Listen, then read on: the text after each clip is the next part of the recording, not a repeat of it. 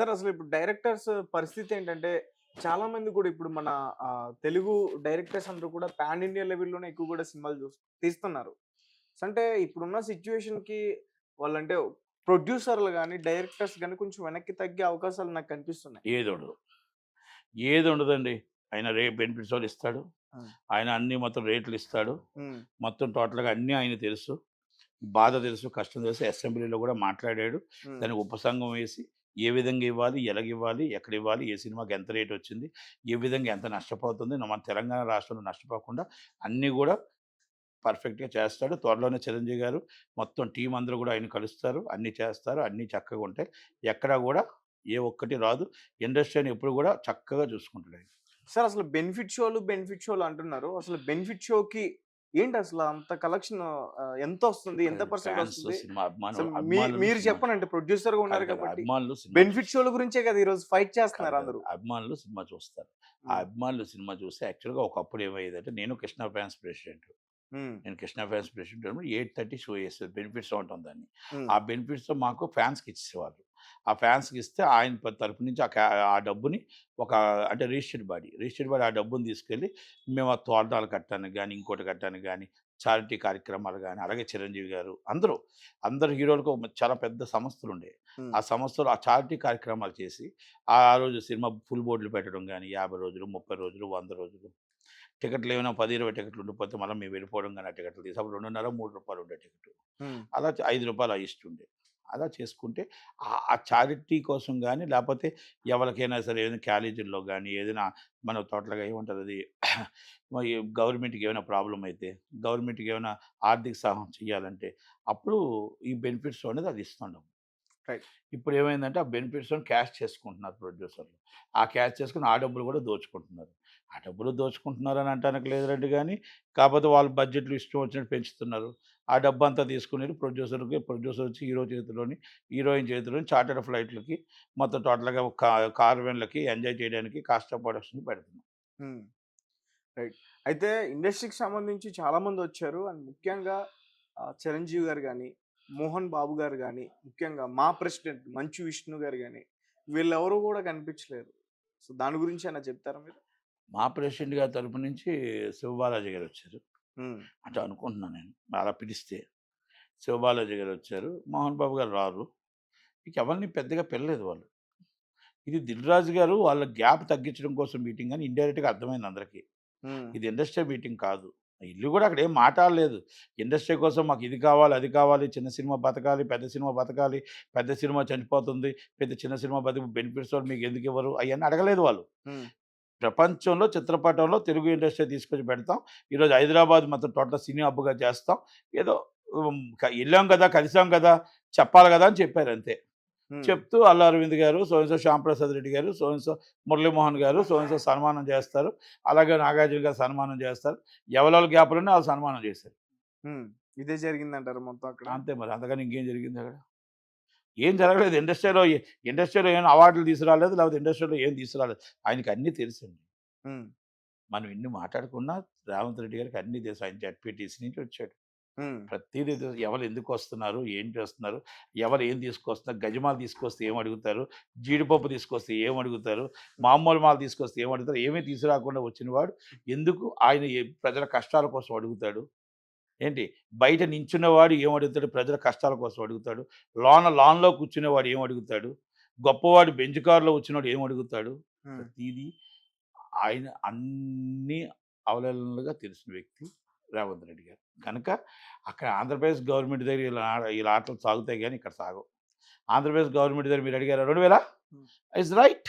బాలయ్యబాబు చెప్పాడు 2000 5000 yes right. పోతే ప్రజలే కదా పోతారు మనకెందుకు? హ్మ్. ఇచ్చేద్దాం రేట్లు బెనిఫిట్స్ ఎలా? తెల్లవారులు ఏసేసుకోండి షోలు. హ్మ్. మీరెవరు గవర్నమెంట్ జియో పాస్. అది ఆంధ్రప్రదేశ్ గవర్నమెంట్.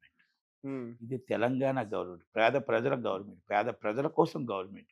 ఆంధ్రప్రదేశ్‌లో హీరోలను చూసి బెనిఫిట్స్ వాళ్ళు ఇచ్చేవారు. హీరోలను చూసి రేట్లు ఇచ్చేస్తారు. హ్మ్. అక్కడ ప్రజలు ఏమైపోతారా? కొంటారా? కొనరా? ఆళ్ళు నాశనం అయిపోతారా? అని అవసరం ఉండదు ఆళ్ళకి. చంద్రబాబు నాయుడు గారిది వచ్చిన ప్రాబ్లమ్ అది. హ్మ్. ఆ రేటు అక్కడ ఇచ్చేటప్పుడు ఆ సంక్రాంతికి రేపు వెళ్తున్నారు కదా! ఆ 10 మందికి మనం రూ. 600 టికెట్ పెడితే రూ. 6,000 ఎక్కడి నుంచి వస్తది? మనం ఏసే షుగర్ ఫ్యాక్టరీలో డబ్బులెంత? హ్మ్. రేపొచ్చే వ్యవసాయంలో డబ్బులెంత? రేపొచ్చే జీతాలెంత? బోనసులెంత? ఆ బోనస్‌లో మనం ఇచ్చేది 10 మంది చక్కగా ఇంట్లో పండగ చేసుకోవాలి. మళ్ళా పక్కన పర్సులకెళ్ళాలి. పక్కన పక్కన ప్రోగ్రామ్స్‌కెళ్ళాలి. మళ్ళీ అలాగే సినిమాకెళ్ళాలి. సినిమా ఎంటర్‌టైన్‌మెంట్ ఇంపార్టెంట్ కదా! ఆ ఇంపార్టెంట్ కోసం మనం సినిమాకి టికెట్ రేట్లు మనం తగ్గించాలి కదా! అబ్నార్మల్ అంటే హై ఒద్దు, లో ఒద్దు. యావరేజ్ రేట్ ఇవ్వాలి కదా! అన్న ఆలోచన లోకేష్ గారికి, చంద్రబాబు నాయుడు గారికి, పవన్ కళ్యాణ్ గారికి ఉందో లేదో రేపు పండగ సంక్రాంతికి చూద్దాం. చాలామంది మొన్నైతే తిట్టుకున్నారు. హ్మ్. మొన్నైతే టీడీపీ గవర్నమెంట్‌ని చాలా తిట్టుకున్నారు. మైనస్ అయిపోయింది. 'పుష్ప' విషయంలో. రూ. హ్మ్. 900 రేట్ ఎప్పుడిచ్చారో చాలా చాలా మైనస్ అయిపోయింది. రైట్. సార్ ఫైనల్‌గా చెప్పండి. అసల ఇండస్ట్రీలో ఎవరున్నారు? అంటే ఇప్పుడు ఇండస్ట్రీని తరలించాలి, వెళ్ళిపోండి ఇలాంటి పదాలు నాకు వినిపిస్తున్నాయి. అంటే అసల ఇక్కడున్న ఇండస్ట్రీ మొత్తం వర్గం అంతా కూడా ఆంధ్రాకి చెందిన వాళ్ళే ఉన్నారా? మరి ఎవరు? ఏంటి? ఎందుకు 'దిల్ రాజు' అలాంటి 'దిల్ రాజు' ఎవరండి? మాటలొస్తున్నాయి? 'దిల్ రాజు' ఎవరు? హ్మ్. ఇక్కడ చైర్మన్. తెలంగాణ అయింది. ఆ విశాఖపట్నంలో 90 థియేటర్లు, హ్మ్. విజయవాడలో థియేటర్లు, గుంటూరులో థియేటర్లు, నెల్లూరులో థియేటర్లు, తిరుపతిలో థియేటర్లు, వ్యాపారాలు. హ్మ్. ఆయన ఏ ఊరాయన? ఇలా చెప్పుకుంటే చాలామందున్నారు. కనుక మనం ఈట్ల కోసం డిస్కస్ చేయకూడదు. తెలుగువాడు ఎక్కడైనా బతకొచ్చు. నేనెప్పుడో 30 సంవత్సరాలు వచ్చింది ఇక్కడున్నా. Settled already. హ్మ్. కనుక సినిమా ఇండస్ట్రీ ఎక్కడికి తరలి వెళ్ళిపోదండి. 1981లో చెన్నారెడ్డి గారు చెప్తే హ్మ్.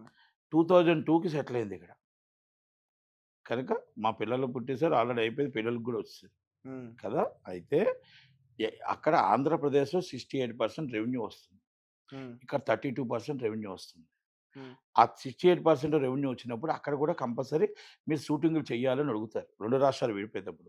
30% షూటింగ్ చేయమని జగన్మోహన్ రెడ్డి గారు అడిగారు. హ్మ్. చిరంజీవి గారు ఆళ్ళందరూ రిక్వెస్ట్ చేస్తున్నాను. ఒక 30% ఇక్కడ షూటింగ్ చేయండి. మీరు తక్కువ షూటింగ్ అక్కడ చేసుకోండి. అక్కడి నుంచి వచ్చేయమని అడగట్లేదు. ప్లీజ్ రిక్వెస్ట్ అని అన్నారు. అంటూ ఏమన్నారంటే ఇన్‌ఫ్రాస్ట్రక్చర్ ఇక్కడ పెట్టాలి, ఇక్కడ పెట్టాలి. మీకు డెవలపింగ్ ఇక్కడ చేయాలి, అక్కడ చేయాలి. అక్కడ స్టూడియో కట్టండి, ఇక్కడ స్టూడియో. మీకు ఏ సౌకర్యాలు కావాలంటే ఆ సౌకర్యాలు ఇస్తా. సింగిల్ విండో పథకం కాదు ఫ్రీగా కావాలంటే ఫ్రీగా ఇస్తా. హ్మ్. అంటూ ఏమని చెప్పారాయన? మీకు అన్నీ ఇస్తా. మీరు 30% షూటింగ్ చేయండి. మీరు 30% షూటింగు టూరిస్ట్‌లాగా ఎళ్లి రావద్దు. టూరిస్ట్‌లాగా అన్ని బస్సులు ఇక్కడి నుంచి చేసుకొని టెక్నీషియన్ ఇక్కడి నుంచి తీసుకొని షూటింగ్‌కెళ్ళకండి. అక్కడ టెక్నీషియన్‌తో అక్కడ చేయండి. ఇక్కడ టెక్నీషియన్‌తో ఇక్కడ చేయండి. అక్కడ స్టూడియోలు అక్కడ, ఇక్కడ స్టూడియోలు అక్కడ. ఇన్‌ఫ్రాస్ట్రక్చర్ ఎప్పుడైతే పెరిగిందో ఎంప్లాయ్‌మెంట్ పెరుగుతుంది. మీ వల్ల ఒక 10,000 మందికి ఉద్యోగం వస్తుంది. ఓకే. అడగడంలో తప్పులేదు కదా! ఇక్కడ చేసుకోవాలి, అక్కడ చేయాలి. అక్కడ ఎంప్లాయ్‌మెంట్ పెరగాలి, ఇక్కడ ఎంప్లాయ్‌మెంట్ పెరగాలి. అది మాత్రం అడిగారు తప్ప రేపు మన పవన్ కళ్యాణ్ గారు కూడా అడిగిందేంటి? రేపు ఇక్కడ షూటింగ్‌లకి మీరు ఇన్‌ఫ్రాస్ట్రక్చర్ అన్నీ వచ్చి డెవలప్ అయితే, అక్కడ ఉపాధి కలుగుతుంది. దయచేసి ఇక్కడ షూటింగులు చేయండి, అక్కడ షూటింగులు చేయండి. అంతే ఇక్కడ ఇన్‌ఫ్రాస్ట్రక్చర్ డెవలప్ చేయండి అని అడిగారే తప్ప, మీరు మొత్తం ఖాళీ చేసి రాత్రి రాత్రి వచ్చేయమని చెప్పలా. ఓకే. అంతే కదా! అది.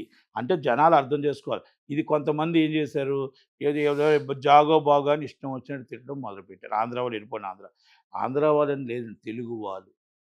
ఇక్కడున్నా, అక్కడున్నా తెలుగు వాళ్ళు. తెలుగు వాళ్ళు ఎక్కడైనా బతకొచ్చు, ఎక్కడైనా ఉండొచ్చు. కనుక మనం ఎక్కడైనా బతకడానికి దేశంలో ఎక్కడైనా బతకడానికి మనకు ల మన ఇండియన్, ఫస్ట్ ఇండియన్ ఎక్కడైనా ఉండొచ్చు. కనుక దయచేసి హ్మ్. ఇలాంటి అపోహలొద్దు. అన్నదమ్ముల్లాగా ఉంటున్నాం. మనం గూడా అందరికీ ఉపాధి కలగాలి. అందరూ బాగుండాలి. అలాగని మనం అందరం బాగుండాలనే కోరుకుందాం. ఇక్కడ రాష్ట్రం బాగుండాలి, అక్కడ రాష్ట్రం బాగుండాలి. ఇక్కడ షూటింగులు జరగాలి, అక్కడ షూటింగులు జరగాలి. ఇన్‌ఫ్రాస్ట్రక్చర్ పెరగాలి. ఎంప్లాయ్‌మెంట్ 2 దిక్కులా రావాలి. 68% ఇన్‌కమ్ టు ప్రొడ్యూసర్‌కి ఆంధ్ర నుంచి ఇస్తున్నాం. ఇది వాస్తవం. ఇక్కడ 32% పెద్ద సినిమాలైతే 35% కూడా వస్తున్నాయి ఇక్కడ. Right sir. Thank you so thank you. Much.